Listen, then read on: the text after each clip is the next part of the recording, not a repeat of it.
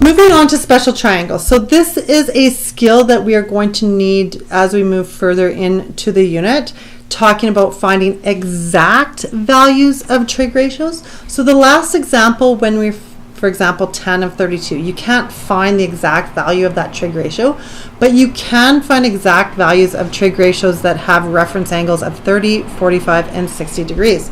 So we're just going to lay out how those special triangles are found and what those exact trig ratios are going to be. So the first triangle I want you to refer to is this triangle. We are going to assume this is an isosceles triangle with a right angle degree. So if this is an isosceles triangle with a 90-degree angle, then these two angles also have to be equal with an angle of 45 degrees. We are also going to assume that the lengths of these sides of the triangle are 1. So if I wanted to find this third side, I'm going to use Pythagoras to do that. Equals c squared. So 1 squared plus 1 squared gives me a value of 2. I'm going to take the square root of this, which is 2. And I don't actually want to take the square root of it on my calculator. To the front office, please. Lucy Gordon to the front office. Because that will not give us an exact value. It'll give us a rounded value. So from here, this is the exact length of C.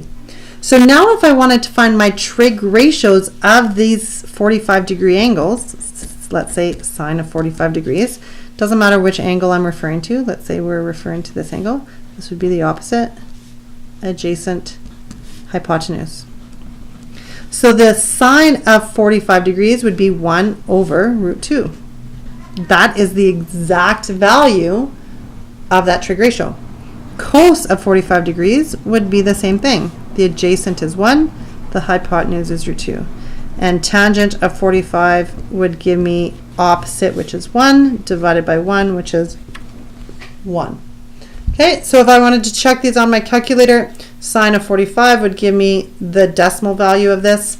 Tan of 45, it would spit out a value of 1. Okay, moving on.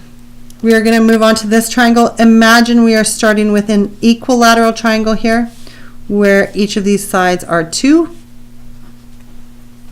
So if this is an equilateral triangle, where all these sides are 2, then all of these angles also have to be equal.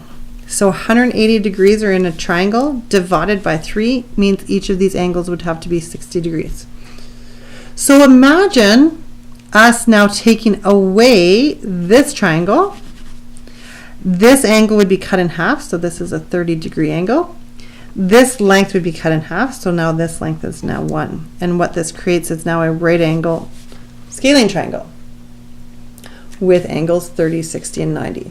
So again, using Pythagoras, I'm going to find this third side. Let me just erase this now since we don't need it.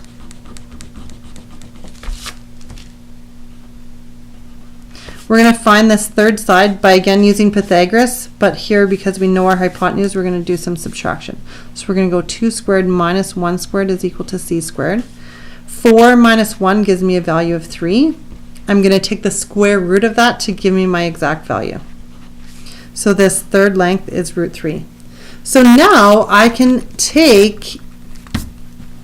find the exact value of each trig ratio for both of these angles. So if I want to find sine of 30 degrees, well, sine of 30 would mean I'd have to take the opposite, which is 1, and divide by my hypotenuse, which is 2. So sine of 30, the exact value of that ratio would be 1/2. Cos of 30 degrees would be the adjacent side, which is root 3, over the hypotenuse, which is 2. And tangent of 30 would be the opposite side, which is 1, over the adjacent, which is root 3. So those would be the exact trig ratios for my 30-degree angle. Now let's find the exact trig ratios for my 60-degree angle. So sine of 60 would be opposite, which is root 3, over the hypotenuse, which is 2.